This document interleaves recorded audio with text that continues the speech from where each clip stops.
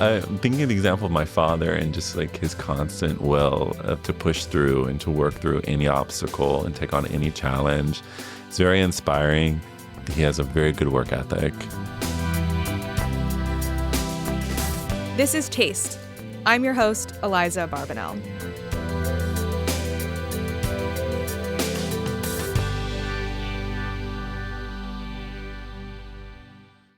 Kamal Kamal is a food collaborator and art director based in New York.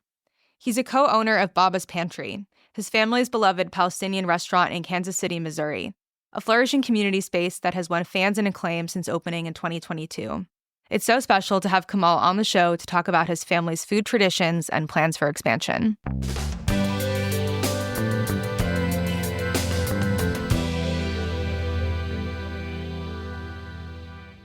Kamal, this is Taste. Thank you for coming on the podcast. How has your day been going so far? What did you have for breakfast? Oh, okay. I had dumplings. I had steamed dumplings this morning.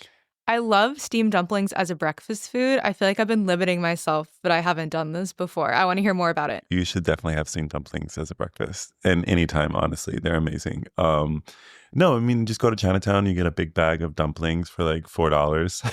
Stick them in the freezer and then like steam them for about 15 minutes. And then you have them with a cup of tea or a cup of coffee and you're good to go. I don't know why, to me, that's always like a lunch or like a late night kind of Anytime, thing. late night, lunchtime, morning time. Trying to start your day with protein. Yeah, you can get mushroom ones, chicken ones. What did you have today? I had chicken and scallions. Nice. They were so good. Do you have it with like soup ever in the morning? Oh yeah, I make miso a lot. I love that. I love miso, so I do a lot of miso. So you were just upstate recently, were you? Yeah, I was. How was it? It was great. Me and my friends decided to do a little retreat. It's kind of nice to ground yourself, especially living in the city. Yeah. We like to go outside and just be surrounded by nature, by trees, and cook for each other, love on each other, and just kind of like regroup and then head back into the city. Did you like cook any fall meals when you were up there? I did. I made this pasta that I love to make. I call it my like first date pasta.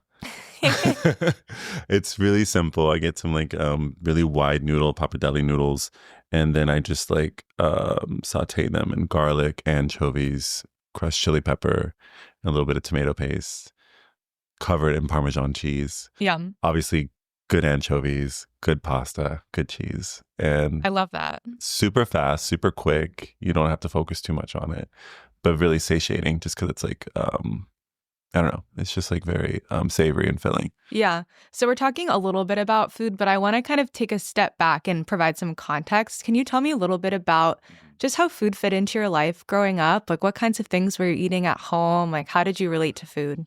Well, I grew up mainly in Palestine. So and growing up, I lived with my grandparents. And my grandfather, alayhi rahmah, was blind. So we used to go to the market every day. And it was about a 2-3 mile walk just to get into the market. But we would go every day because he would always check in with my grandmother about what was for lunch or what was for dinner. And she would give him a list of things to get. And then me and him, I would hold his hand and we would walk to the market.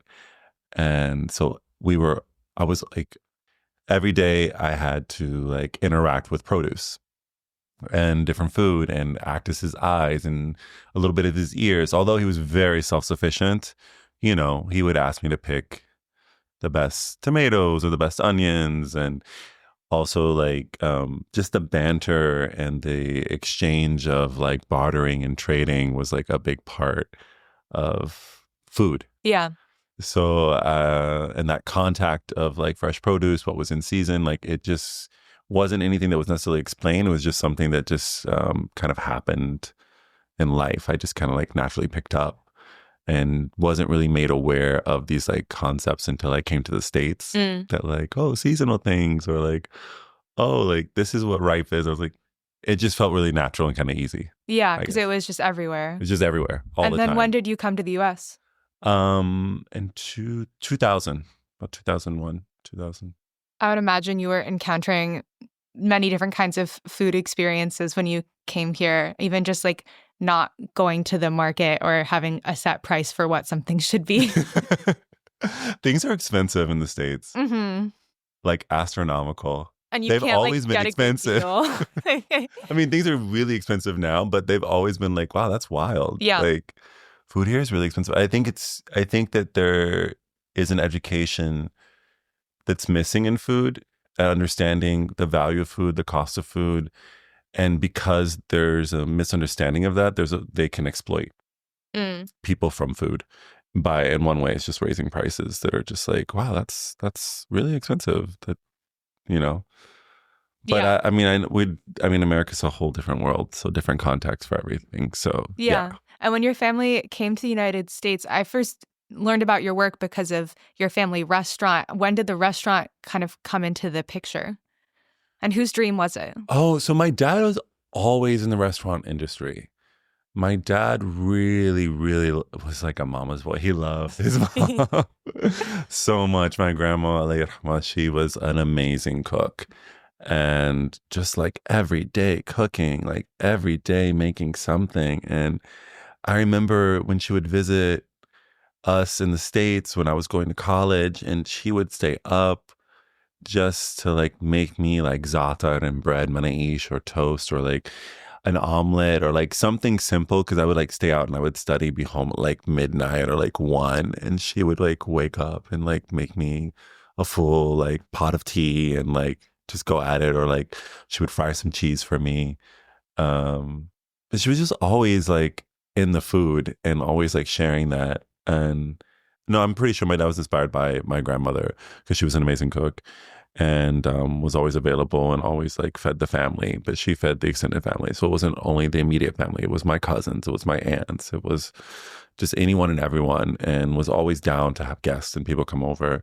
And I think that that really resonated with my father, and it gave him, I think it just motivated him. That's something he wanted to do with his life, is Hmm. just feed people and have that sense of community.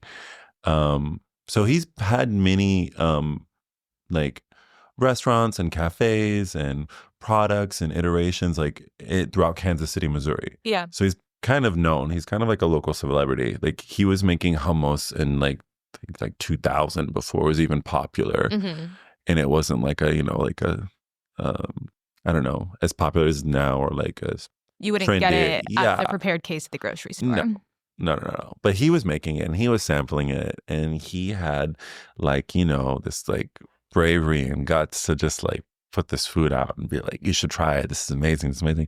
And he got a lot of like, a lot of people started like following him and trying to catch him at the grocery store, sampling. And like, he was also like, he's just very charming and interactive with people. So I think that he really did leave a mark on kind of the food scene in Kansas City. He had many restaurants, and I think the Bubba's Pantry, the restaurant that we recently opened, happened in 2022. Hmm. So it was, during COVID.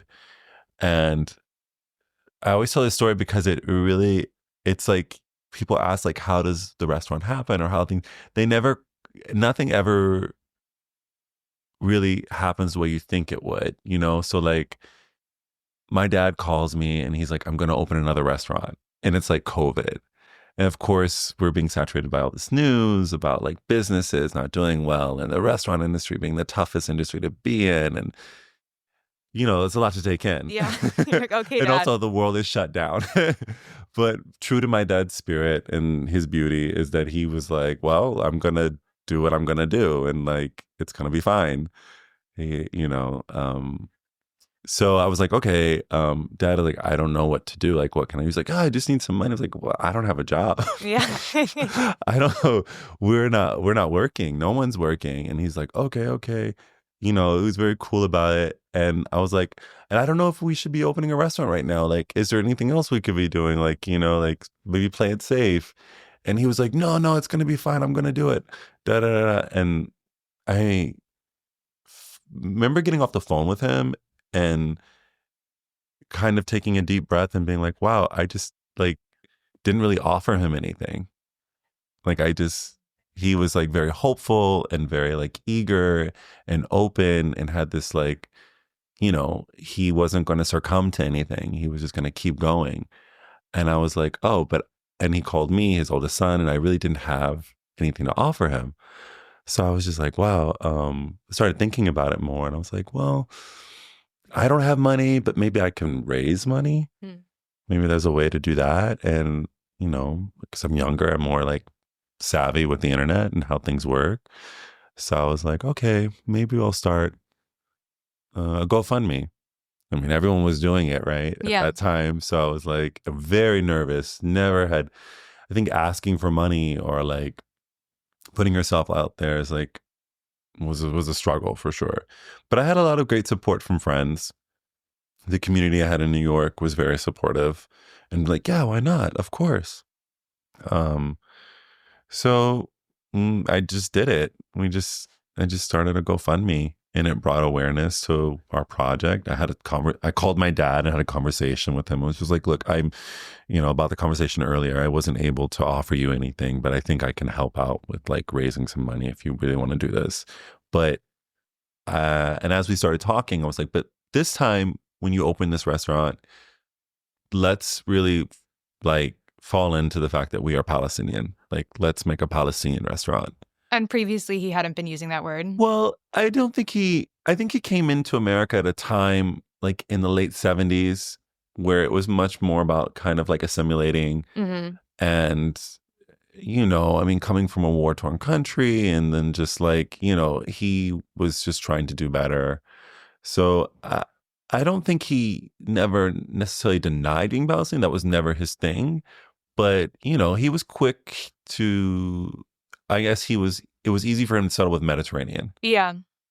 like Mediterranean, so he can go about his day, Yeah. and get things done. And I understand that. And, but I just like, no, this time let's just have a Palestinian restaurant. Like, let's do in my mind, I realized that he's older now. So like, this might be his last restaurant, Hmm. and I thought like, if I'm going to help him with this restaurant, I want it to be a space where he feels comfortable in, like where it's kind of exemplifies, his history, like the things that he likes and kind of put that all together. I think he likes to collect things. He likes to, I sometimes think over decorate things, Maximalistic. maximalistic to the fullest with Yeah. plants and frames and like, so I was like, let's create a space that's reflective of that, Right. where he can like fall in it. And I think if create a space that matches the person that's operating in it, then everything just kind of bounces off each other and just amplifies. So I was like, okay. And, he was like, yeah, of course. Why not? Da, da, da, da. Like, he was really open to it really quick. There was no pushback. He was like, yeah, of course. Sure. Let's Hmm. do it. And we came up with a name. We're like, it's based off of you. Let's call it Bubba's Pantry. So why pantry versus like kitchen or something else? Because he makes so many things. Yeah. He's constantly making things like pickled avocados, pickled asparagus, different like hot sauces, different dips. So we were just like, and he just has a very active creative mind that's, beautiful to witness, and nothing can really encapsulate all of that genius. So pantry made sense because you just have this, this space full of different things that you Yeah. can choose from. And it highlights how like homemade everything is in the restaurant itself. Yeah. And so we felt like that was it. And we would travel in and out of like, I mean, I lived in New York and Rhode Island, and I would come home for like holidays and stuff, and I would literally raid his pantry. Hmm. So I would just grab things and take it with me and then share with my friends. Yeah. So like, this was an opportunity to bring that all together. I love that. And it's also like a true family run restaurant. Your brother Omar is the other chef there, right? Yes. Mhm. And had he cooked with your dad previously? Like, I mean, at home, obviously, but I can't say the way we came about with food it was around us. Yeah. Constantly. So it was just a practice that existed within the family.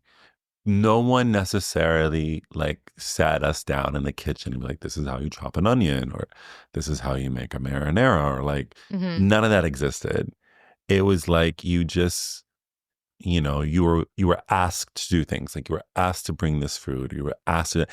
I remember one time my dad had company, and it was time to make mint tea. That's the part of the visit where we're making mint tea. And he asked me to go into the garden and pick out mint tea.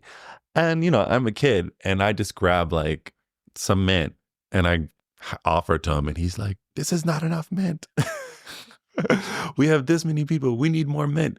Go back there and like bring him it." And that's how you learn. So then I realized, like, okay, you need this much mint in order to make a good mint tea. More mint than you think, More probably. mint than you think. So now when I make tea, I know you need more mint than you think Yeah. to make a proper mint tea.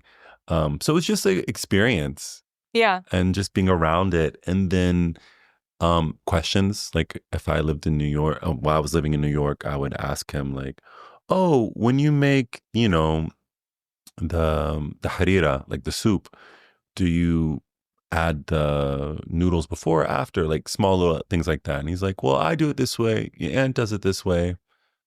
You know, I've seen it done that way." It was very like that. Not a real answer. Yeah. Not, yeah. So then you're like, whatever resonates with you.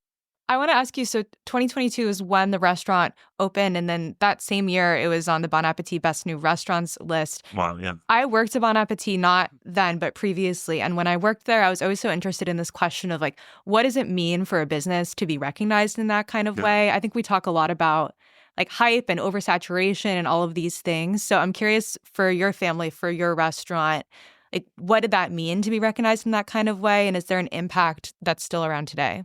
Of course, yeah. I mean, it was a big deal, and it is a big deal being recognized like that, especially in like Kansas City, Missouri. Mm. I don't know if there's that kind of recognition carried a lot of weight in that community.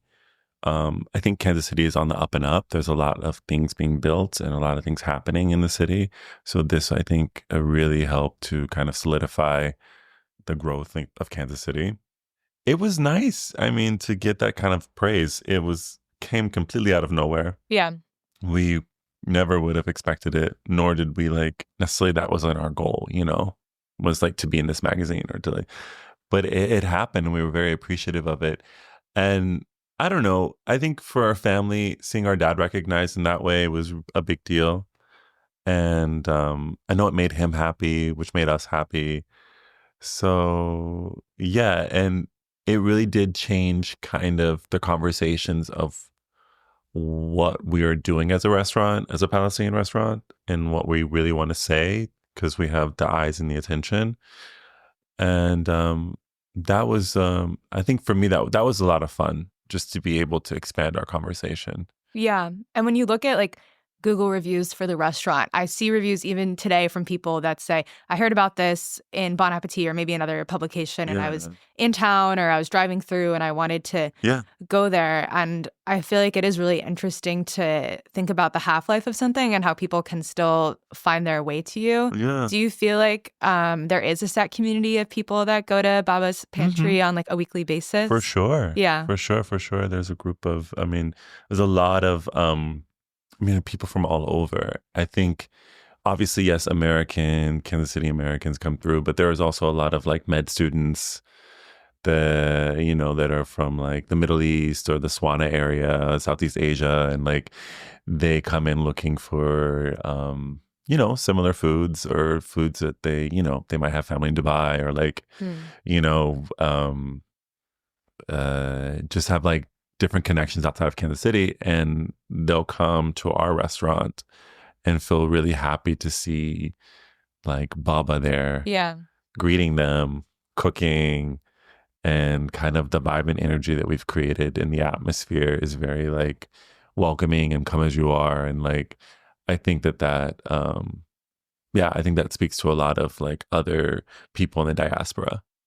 Yeah, I think that's a really interesting component of the restaurant to me, is obviously the food itself is so amazing and comforting and familiar, but also you're kind of becoming this adopted Palestinian family for all these people that come through the doors. And especially in this moment, it's obviously like so difficult to be Palestinian. And I would imagine that there are people who feel very safe and at home, and also people who maybe have never met a Palestinian person before, and like your food is their kind of gateway into that. Yeah, which is really what that that's the underlining, that's the goal, really, is to just like, yeah, we serve food, and it's a way of sustaining our own family, sustaining our family overseas. Um, but underneath it all, we're really trying to having that firsthand experience with the Palestinian family, with Palestinian food, with cuisine, I think it definitely does influence people's take on things. Like they have their first experience and they're having this food and they get to meet with the family, then it doesn't look so distant or far away. Hopefully, there's like a link within their own community that there are Palestinians who exist, and um, yeah, it makes them a little more aware and more careful in what they digest from the media, I think. So yeah, for sure. Yeah. And I know that you said that there's another project that your family is working on, a bakery, right? Yes, we're working on a bakery right next door. So we have Bubba's Pantry, and then we have Bubba's Bakery right next door. That's so exciting. I'm so curious, like, what's going to be available at the bakery. That's when between so I have two sisters that love to cook, Hannah and Yasmin. They're I would say that they really lean into baking more. Mm, So they're very excited, as well as my brother. yeah. My brother's also, I kind of think that the three siblings I have are really into baking now that I think about it. It's my dad loves to cook. He really loves to cook, but my sisters are definitely going to have a big hand in like what's on the menu, and how things look, and they have kids too, so what they cook for their kids. So I think this is a great extension. My brother is super creative in the kitchen, and I think he'll come up with some unique hybrids of foods. I think being a Palestinian family living in diaspora, there were a lot of ingredients and things that were not available to us. We've seen become available throughout time, but not in 2000, Yeah. when we got back to the States. So there's a lot of adaptations of things that, could work. They work, and you continue. But I think that is sometimes, I don't know, like maybe could be looked down upon, like it's not authentic, or it's not this, or it's not that. And it's like, well, within the context and the means that we have, this is how we created it. This is how we could um, recreate what we know and miss or whatever. But there's also creativity in that too, and there's Hmm. also beauty in that too. So I think a lot of what we're saying with our food too is like embracing not only Palestinian diaspora but all diasporas. African diaspora, Asian diasporas, like these communities, Latino diaspora, these communities of people who have to create with what they have, and they can be beautiful things too. Right. So we really embrace that in the pantry and in the bakery. Are there any like dishes in the pantry or the bakery that you think are really evocative of this kind of Yeah. specific authenticity? Mm, so one of my dear friends, Bambi, he came out to Kansas City to help us like open up the restaurant and do all these things. And we were like constantly working and just like eating on the go and like grabbing whatever. And my dad makes these tortilla chips from scratch, and they're really, really good. Yeah. Like double Just, fried, crunchy. yeah, they're so good. And he makes them, and he makes it. We make pita chips. We make these tortilla chips, and it's I don't know where he got the idea of making tortilla chips. They're just really good. So we have them available, and then we remember just putting them on a plate and then like dumping everything we had that we use for the shawarma sandwiches, which is like olives, our spicy shatta, our yogurt sauce, pickled beets, sumac onions, um, tomatoes and cucumbers, just like all the things we would put on, just putting it on top of these in-house made tortillas, and they were delicious. It's like Palestinian nachos kind of Yes, vibe. we call them Bambi's nachos, Yeah. but like there's no cheese on them or anything like that. They're literally just like in-house tortilla chips, and we just like put everything that we put on the sandwiches onto the tortilla chips, and it is actually so good. I mean, I'm really into this idea. I do think everything is better with cheese. Like, I don't know if there is like a feta or some kind of We addition. could probably find some feta in the kitchen and put it on there, When but I come through, maybe for yes, me, I. but I feel like a chip is the perfect vehicle to be eating all of those things. So it makes a lot of sense. And it's so fun to eat, and it's again very communal. Um, and yeah, so like I think it's just like naturally came to place, like things like that. That was kind of like a bit of a hybrid. I'm curious, like, what it feels like to be having so many projects to work on as a family. I feel like not all families would necessarily be inclined to work together or have it Hmm. be a productive process, but Yeah, it seems like a really interesting opportunity to be like building and preserving legacy as well. I think that there's like a deep rooted understanding in the importance of legacy, the importance of Palestinian food, and how much of there's so much going on, and like how do you act in resistance to an occupation, how do you act in resistance to a genocide, how do you act in, and I think our family has a good understanding of like this is a way of like presenting yourself and continuing to create and make things from your culture that's rooted in history, that's rooted in ancestry, that cannot be denied. Mm. So like standing on that, I think is motivating, but also very nourishing. So it works both ways. I think that like that's where we draw our strength from, is understanding that food is saying more. It's saying a lot more and impacting a lot more. Yeah. And we carry that intention with the food. So I think that's a bit of the extra spice or magic that kind of gets us through and work together and on to the next. Yeah. It Yeah. seems really powerful and also exhausting at the same time. I Mm. hope that like your family has some time for rest or something together. I'm thinking of the example of my father and just like his constant will to push through and to work through any obstacle and take on any challenge. It's very inspiring. And he has a very good work ethic. He wakes up every day at like 6 a.m. and like goes into the kitchen and like pumps things out like a monster, like a beast. And I'm just like, wow.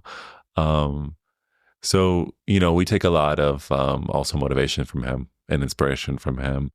And to close today, I want to play a little like rapid fire taste check with you. Oh, okay, let's do it. So I'll give you a category and you tell me just like the first answer that pops into your First head. answer. Okay, got it. Okay. Your favorite New York City restaurant? My favorite New York City restaurant.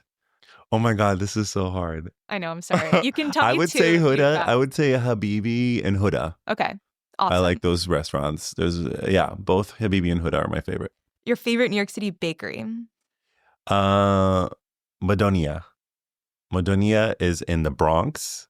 It is an amazing bakery. It's an Albanian Italian bakery, the best olive bread in the world. Like, Oh, I've been there before. Simple ingredients. It's incredible. It's incredible. It's mind blowing how good. And the staff is so wonderful. It smells. I don't know. You've smelt it when you walk in there, right? It kind of like hits you all at once, I would say. And it smells so fresh and so warm. It's like, I love that place now. Like, it is so good. And the desserts and the chocolates are good. It's like not too sweet, I could talk about that bakery forever. And Next the time staff, I'm in the Bronx, we have to go, I think. please. And I'll take you to the coffee shop too, next Okay. door. That's like my favorite too in the Bronx. Your go-to bodega snack? Oreos. I love Oreo cookies. And now closed restaurant that you wish you could bring back? Lalito. Geraldo Gonzalez is the chef there. And it was amazing. It was like a Mexican restaurant with like plant forward foods. Yeah. They also would play, I can't Yes, remember what the Waiting song in to- the bathroom? Waiting for Tonight. Waiting for Tonight on a Did- loop every time you go in the bathroom. So good. Oh, so you've been there. You know what I'm I talking would about. always be like late coming back to the dinner table because I would just be like washing my Entranced hands, in like the bath- vibing. It was so good. And I think they had a kale salad there that the girls are still talking about. Like, Yeah. It was That's me. I'm the girls. Yeah. so good. Love that restaurant. Wish it would come back. Okay. Two more. Yes. Your favorite cookbook? Favorite cookbook? Oh, probably my dad's cookbook that he hasn't released yet. Oh my God. Okay. I'm manifesting that gets released. Yeah, he's definitely going to make a cookbook. What is my favorite cookbook? I guess I don't. Let's say your dad's one because I Let's say want my that to dad's. come out. Yeah. Let's say Okay. my dad's cookbook. And finally, Like a fictional food scene in like a movie or a TV show or a book that you wish that you could eat in real life. A fictional food scene? Yeah. Like something that I saw on TV Yeah, or in a movie or like in a book. that I would like to go eat at. Yeah. A part of me wants to go back to Lady and the Tramp and Have the spaghetti and meatballs. have the spaghetti and meatballs in that Italian restaurant Yeah. and just live that life. Well, you get one end of the pasta and I'll get the other. And like, I don't know, that was such an iconic dinner scene. Yeah, it looks delicious also. It looks so good.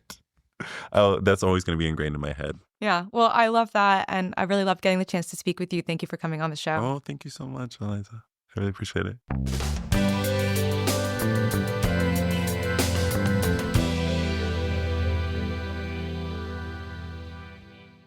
All right, Eliza, we are here to talk about our favorite meals of the year. I think we have done a lot of travel. We've done a lot of eating. We've talked a lot about it on Three Things and on the show, but we're going to do a healthy segment, a hearty segment about some of our favorite meals of the year.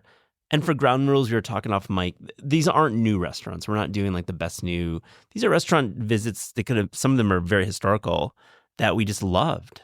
And some of them are new restaurants that we sought out because they opened. We heard good things about it. Some of them I just happened to walk into. So I think there's something about it that felt fresh and worth talking about, even if they've been open for a while. I love that. Why don't you kick it off and we can kind of go a little round robin?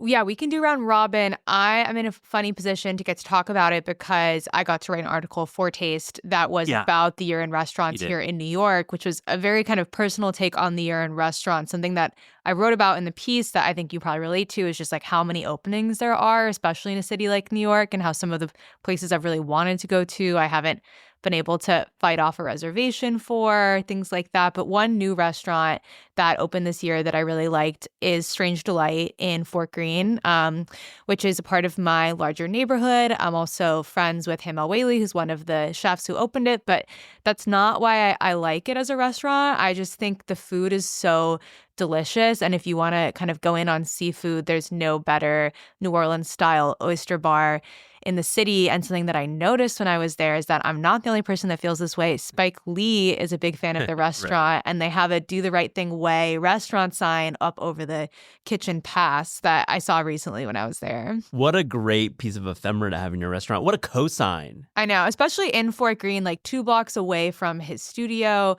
And I saw that he signed it, and I asked him about it. And he said that after his 3rd meal, Spike Lee brought it into the restaurant, which means that he finished the meal, went back to the studio, got the street sign, and brought it back. So I love this idea that he'd already eaten there twice, but he was like, let me get one more meal in before I decide to give them this like permanent sign of honor. Permanent signed sign and ultimate cosign. And I love that he's supporting a new restaurant in his neighborhood. So yeah. Hell yeah, man. So Strange Delight, number 1.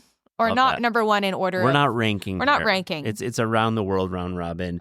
Let's stay in New York. One of my favorite restaurants this year was Lola's, which is new. And, Suzanne Cups is the chef. And we recorded an episode. It's going to air next year.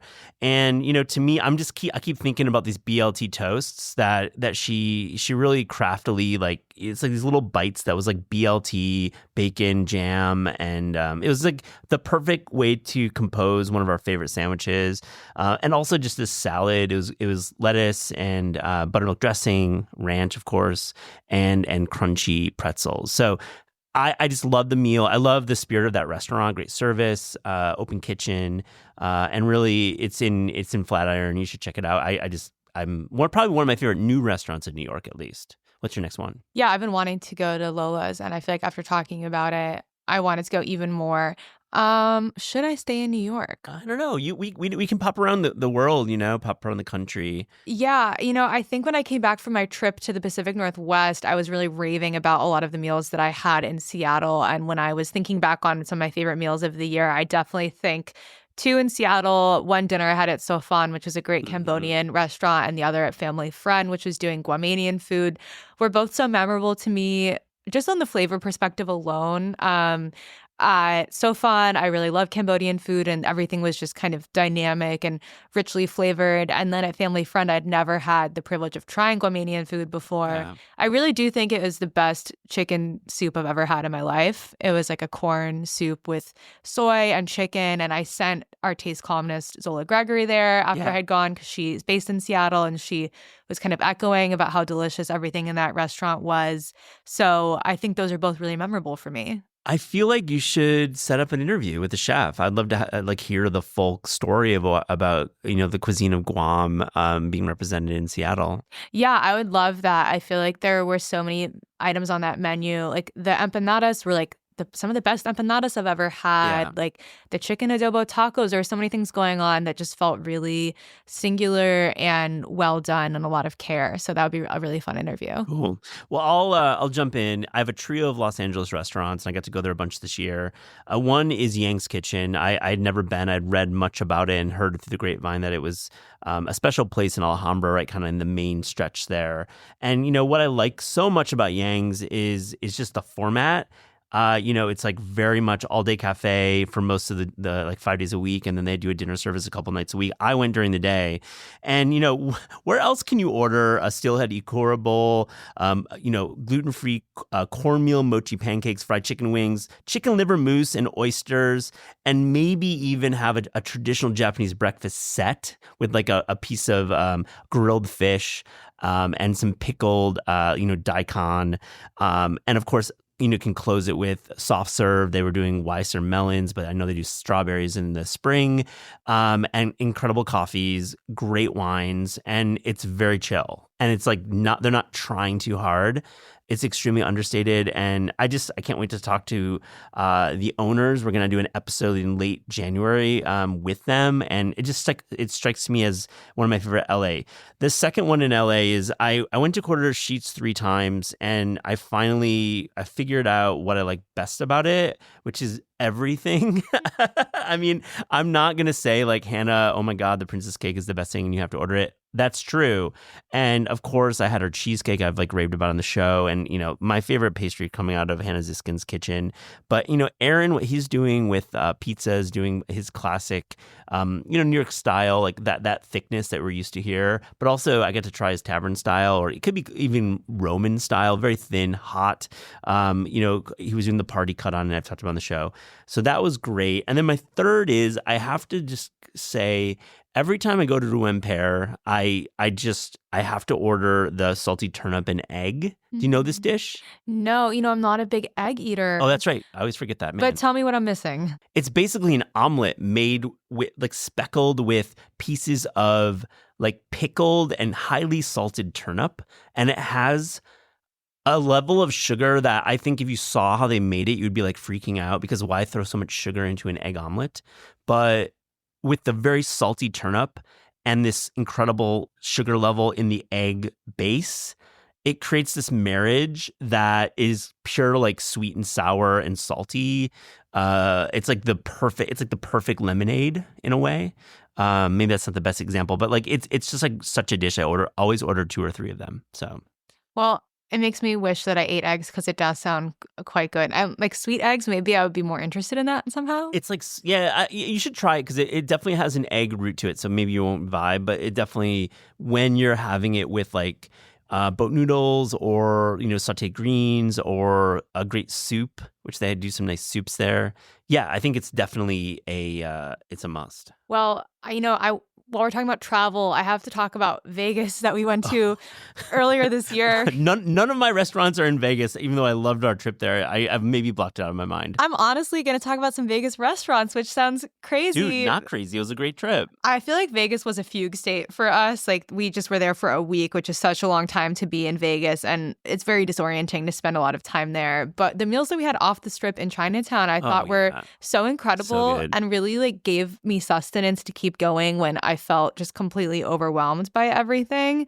There are 2 that I want to call out. The first one was Shang Artisan Noodle, where we went, and they were doing hand-pulled noodles. They had a whole like glass enclosed area in the kitchen where you were just watching them smacking the dough onto the table. And really, it was like the most pleasantly bouncy, chewy, delicious noodles. And then also Wing Kee that we went to for Hong Kong style barbecue was incredible. Really good. And I just want to give Vegas some love. I guess I'm a Vegas girl now. You are a Vegas girl, and I'm so happy you brought up the Chinatown section in Vegas, which is off Strip and it's pretty far off Strip. I loved that barbecue place. Like I thought that the scale of the restaurant made it feel like they weren't doing high volume Chinese style barbecue. Sometimes when you're doing like thousands of pounds of meat a day, it can get like inconsistently cooked. This felt like it was a small restaurant, and like each of those pieces that we had on our plates were so perfectly cooked. I mean, it was very tender and perfectly marinated. It reminded me of like really great Korean barbecue in a way, like perfect balance of marinade. And like, man, those flat noodles were really good.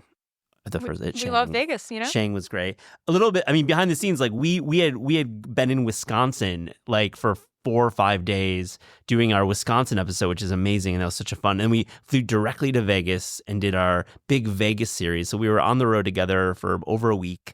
And we, by the end, you guys ended up going to like, did you guys go to an escape room? We did go to an escape room, and we did a heist-themed escape room, and Clayton was kind of one of the heroes of the escape room. I thought I would be better than I was. I was the least helpful by far, but it was still really fun. Stresses me out. What else is on your list? I'm heading to Rome. I got to go there with Mauricio Leo. We just done a Taste Travels, and we spent a couple of days, and he's working on a book. So we got to hit up a lot of great. We had so much Tonda. It was amazing. But the highlight definitely was Pantera, which is in the Garbatella neighborhood, which is a really cool neighborhood, some great, mid-century architecture. But really, this place, the pizza, super thin, crunchy, and very hot. So it's not like Bochi, which is coming out at room temp, and it has like a real point of view with that hot slice, like eat it while you're there kind of vibe. But a couple things about it. The sauce was extremely tart, and in Rome, I was finding sauces that were like neutral to maybe slightly sweeter. This one was kind of iconic in that way. The flavor in the dough, excellent, like definitely getting like a great texture, but also just flavor development, which is look for in pizzas. And really, I loved the prosciutto and mozzarella, which had a, why do I say, Tamar says this to me. She says, you say mozzarella, it's mozzarella, right? Mozzarella. Mozzarella, what? Say Moz. Mozzarella. Oh my gosh, there's too many words in my head. But back to the pizzas, I thought that the prosciutto and mozzarella was an excellent case for maybe non-traditional toppings in Roman pizzerias, and I thought that was a cool one. The supli was tremendous, and I like the vibe. It's like it's a counter. We got there like at 4:00 right when they opened. There was a long line. People were super like waiting for their pizza and very patient. I would say the Romans were quite patient that day. So big highlight, Pantera Pizzeria. I love that. I was thinking about like neighborhoods that I went to a lot and the places that I ate at the most this year. Yeah. And I feel like everyone talks about Greenpoint here in Brooklyn as a pizza neighborhood, which is true. But I think that it also should be thought of as a taco neighborhood because two of my favorite places for Mexican food in the city are both there. Taqueria Ramirez, which I talk about all the time, loving. And then Mariscos El Submarino opened a location up on Franklin, which they do aguachile and ceviche and a lot of non-tacos, but they also have a really good like shrimp cheese taco that I'm a fan of. And I just think that it's such a fun day to start up maybe at Submarino and get your seafood and then kind of stroll down Franklin. Like there's a vintage store that I really like around there, pop over to the water and then work up an appetite, go over to Taqueria Ramirez. I think those are probably the places that I was seen at the most this year. Really cool. I've not been to any of those places, admittedly, but we'll do a little walk. Yeah, we should do a walk. Like so the old taste office was up on Greenpoint Avenue, so I missed all those places when I was working there. I was always at Polly G's Slice Shop. I do really like Polly G's Slice Shop. I specifically like the grandma slice that they do that has sesame seeds on the bottom, and that is kind of one block up from Ramirez, so we could do like a mid pizza course. I would like to do. I missed that slice. It's like his homage to the New York City sesame bagel in a sense, and I love that neighborhood. That neighborhood has changed so much. It's crazy. And Greenpoint is where it's at. I'm gonna stay in Brooklyn. And I've had a bunch of meals in Brooklyn, and Christie's was amazing. I really like that pizzeria. But I must say that Aggie's Counter is still my favorite restaurant in Brooklyn. I've had that chicken 3 times now, and really it's a simple, I think it's spatchcock, but he's got it's like vinegar on it, this like paprika vinegar sauce. So good. And I just can't say enough about his caraway Caesar salad, which has been a staple of the menu, radicchio, and it's got these cool like breadcrumbs and grana padano and lemon. It's a very structured salad, and I got to talk to Jeremy Solomon, the chef, and I got to know like his background and really he worked at Prune for a number of years, and it just kind of made sense then. It's like this is very Prune, and that's not, of course, to say he's copying anyone. That's never implied. He was trained in that way of doing these classic American dishes. He's doing Hungarian Jewish, but like the way that, I think of roast chicken as being a classic American dish, and just like new American plating and style. I love this restaurant, and I know he's opened up a new place out in Red Hook that I want to go to, and going from 1 to 2 is a big change for a chef. So I hope that Augie's remains like a very consistent place. I have no doubt it will, but whatever. Yeah, I just want to echo how much I like the tuna melt at Aggie's specifically. Yes. I am a tuna melt lover, and I think often the ones that I get are just not quite like the ratio isn't what I want or something, but it is such a perfect. I've honestly never had anything else on the menu except for the cheesecake or little bites here and there because I just am so laser focused when I go in. But now I know to get the chicken also. Yeah, the chicken's great at night. The tuna melt, is that an all day thing? Is that like at lunchtime? I have only been for lunchtime to get the tuna melt. Yeah. So I'm not sure if it's available at night, but I do think, judging by how much you like the rest of the menu, it would be worth it for me to come at night. Yeah, I've only been there at night, so it's interesting. It's an all day. Glad you mentioned that. It's like an all day restaurant. So yeah. Okay. What else do you have on your list? are you tapped out, or are you? I can talk about restaurants forever. We can definitely go. I have a few more because I this has been an abnormal year with Korea World Book Tour and just got to do some cool reporting overseas. So I mentioned this on the show in July, but I just have to bring it up in this conversation. Sri Thakur Bonjole. It's in Mumbai, and my world changed after I had that meal. I was introduced to Gujarati vegetarian cooking. I was introduced to a style, I would call it fine dining.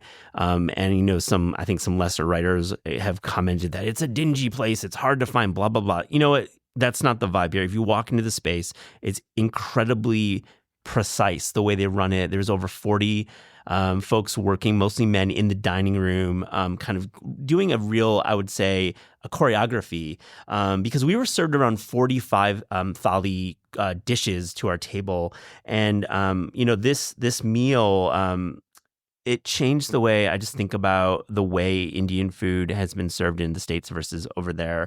It opened in 1945, and really it has this spirit of just offering Gujarati cuisine in like an array of flavors, and everything from like doklas, which are like fermented savory cakes in many different colors, the fritters, the bhajis, potato, fenugreek, and chilies, many chutneys. There were, I have a list of all the things I had, and it's very long. The puram, so on the sweeter side, the puram poli, the sweet flatbreads. There was like pulaus during all the courses, and there was like yogurt kaji and creamy shrikand. Shrikand. Like the yogurt, saffron yogurt dessert? Saffron yogurt dessert. So there was like a trio of yogurt desserts served during this meal. There was like always buttermilk available. Like you could always be, because some of the dishes, I think they wanted us to have buttermilk to kind of clear the palate a little bit. I just really, really loved the bread service there. It was just like seeing 6 different styles of breads being coursed out, and every course had a variety of sauces and condiments to go with it. And I just they wouldn't let us go in the kitchen, which was unfortunate because I really wanted to see how they were actually executing this food, because it was incredible how precise it was, and to me that felt like I was at a fine dining, a tasting menu, the way it all kind of came together.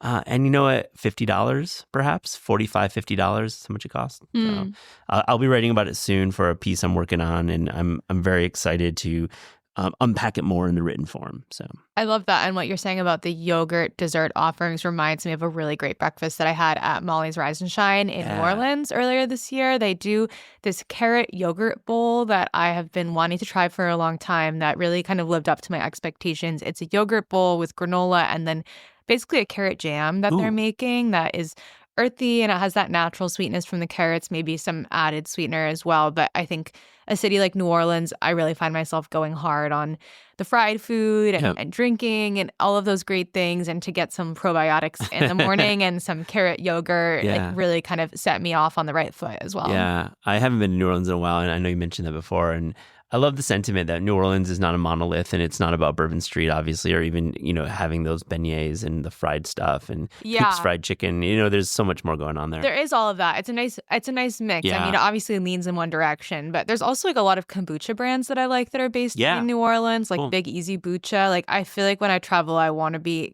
have this theory that if I eat local probiotics, my stomach is going to be more settled. So that's been what I've been working on. I love you're on the gut health beat. Yeah. Here at Taste. It's a lifestyle. It's a lifestyle. I love it. What else do you have? I have a couple more. I was on book tour and I got to do a dinner with Peter Cho, and I got to have a meal the night before at his restaurant Jeju, which to me, I've just sampled a lot of Korean restaurants over the course of the year, and there's been tremendous talent and evolution in our country.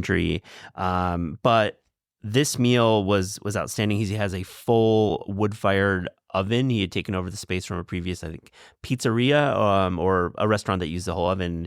He's using it really cool. He's doing the whole fire roasted kalbi. He's also doing very, very good mandus with like black vinegar. He does this like tenjan styled creamed greens. So he's doing kind of like the Korean style steakhouse in his own way. And I just love Peter's vision of a Korean steakhouse, and the room is amazing. It's like a really cavernous space, and I love the vibe of it. And then on the Korea tip, I got to go to Seoul in January for some reporting, and I was looking at my list, and I was like, man, what am I going to talk about? Because there's so many cool experiences there, and it's a piece I wrote for Food and Wine. It should be coming out soon, but really the highlight was the restaurant Flavortown. As in, like, not Guy Fieri. Not Guy Fieri, or maybe Guy sending the cease and desist at some point. But, it's in this rapidly gentrifying neighborhood called Songsu, which is, like, super rad. I love walking around Songsu and have written a bit about it. But Taeku Lee and Jung Shik Kim are the two chefs there, and they moved from Hong Kong to Sydney and then eventually landed in Seoul. And really what their whole ethic is they're blending Szechuan and classic Korean flavors.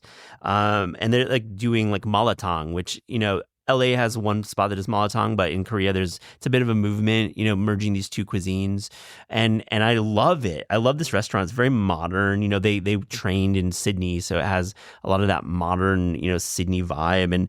And I like this dish. It was squid and sea urchin, and it was so fresh and like super funky in the best way. Like I feel like I want to taste the sea when I'm having those two dishes. That's like my kind of goal with. I don't like squid when it's too mild. I want to taste like something there. Something was happening there that really struck my fancy. And they were doing a UK version, so that's like the traditional raw Korean beef dish, but they did it with with chopped octopus inside, and that was like instead of the beef, it was chopped octopus. So it was a cool play on UK. I would go somewhere just because it's called Flavortown, but I think the stuff that's there makes it even more exciting. Oh yeah, I mean the shirts rip, by the way, the merch rips. It's so good. Okay. It's a really cool place. I want to close with a restaurant that just is really near and dear to me. And I've been there many times. It's in Goshen, New York, which is not far from where I live. And it's called Cafe Yen. And, shouts to Grady there. This guy is doing all the breads. And it's amazing that he does all the breads. He runs a really busy coffee counter as well. And he does incredible sandwiches. His chicken cutlet, I've taken many friends who have been up there and had his chicken cutlet on his homemade focaccia. And it's a really, amazing version of it. He does donuts, which is crazy. He just like whips up these amazing donuts in addition to all these breads, in addition to all, like he's doing it all himself in his very small team. And, I'm just like went over a lot of restaurants that I got to go to this year, and I felt really fortunate to be able to travel and see these places. And Cafe Yen is probably my favorite because it's closest to me, and I feel very comfortable there. And I think that's a big part of why we love restaurants is when you just feel really at ease. And sometimes when we're going to new cities and we're like, anticipating it. It's like a range of emotions. There's like anticipation. There's some disappointment. But when you find that place that has a lot of comfort there, you can like talk to the people there because you know them. You can catch up. You can have and maybe it's a little unrushed because you're not like worried about getting to the next thing or, worried about if it's like worth it or not and having that discourse at your table. Like I know what I'm getting there and it's really good. And to me, that's my favorite restaurant, Cafe Yen in Goshen. Definitely check it out. If you're heading upstate on the highway, it's like right off the highway. It's right by Legoland. Goshen's a cool little town. Legoland. Big smiles. I want to go to Legoland. It's great. Tomorrow went with our niece recently. It's pretty cool, Legoland, if you're into that type of thing. Yeah, I'm on the niece vibe, I guess. Yeah.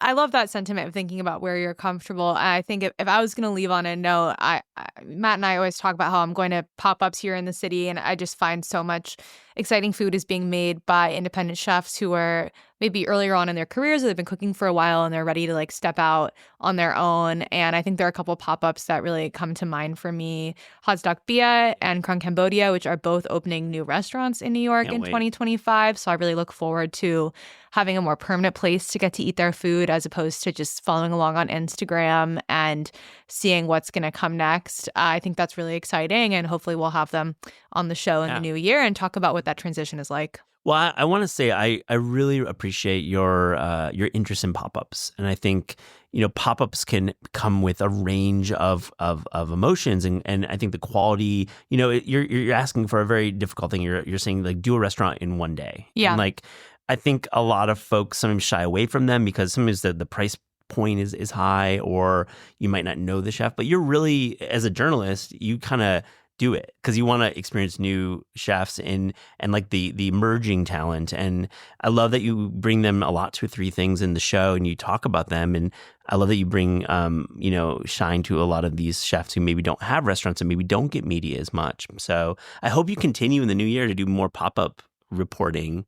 Yeah, I think so. And I think, sometimes I speak with people who are interested in becoming like more involved in the food scene here in New York or just getting to know more people that are working in food. And I think certainly going to your restaurants and making conversation with the people who work there is always a good idea. And I think also going to pop-ups that have a following where there are people who, wait in line at every single one. There is like a crowd and a following in the same way that a band might have a following, for example. I think there's value to be found in that as well. I mean, Hotstock, like they got fans. Yeah, a lot of these places have fans. And I think like that's the great thing about New York because there's always a new place to go to. Yeah, absolutely. Well, what a year of dining out. And really, I think we have some plans for 2025. Yeah. We'll be hitting the road soon. And really, I can't wait to keep doing our coverage of restaurants. And, maybe we'll be going to some restaurants on the show. We've been talking about it. Yeah, we do it off mic. So maybe we'll smuggle in some mics with us. Clayton can come with the microphone and let's get into the spaces. I feel on this like audio and on podcasts, you don't get into the restaurants as much as some would like, and let's do it. I think it'll be fun. Yeah, thanks for sharing your restaurants with me. Yeah, thanks, Eliza. This is Taste is hosted by Matt Rodbard and me, Eliza Abarbanel. The show is produced by Shalia Harris and Pat Stango and edited by Clayton Gumbert. Theme music by Steve Rydell. Visit Taste online at tastecooking.com and make sure to subscribe to our newsletter for updates on all cool things happening.